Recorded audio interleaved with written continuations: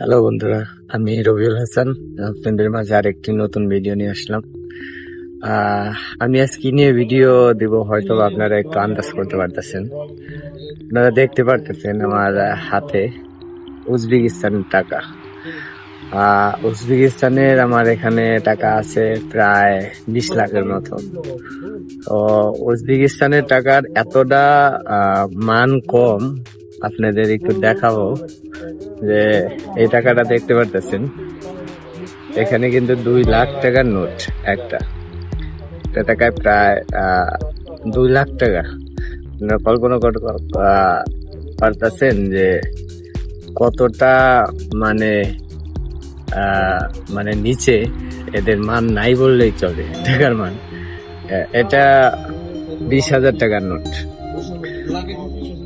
আপনার উজবেকিস্তানের টাকার মানগুলা কিন্তু খুবই কম, বা এটা 50,000 টাকার একটা নোট, 50,000, যা বাংলাদেশের মতো টাকার মান থাকতো তাহলে কিন্তু দেখা যাইতো টাকা কাকে বলে। আসলে টাকার মান একই, কিন্তু এদের হইলো 2 লাখ টাকা। 2 লাখ টাকা থেকে আপনারা 2টা শূন্য বাদ দিতে হবে। 2টা শূন্য বাদ দিলে 2,000 টাকা থাকবে আর কি।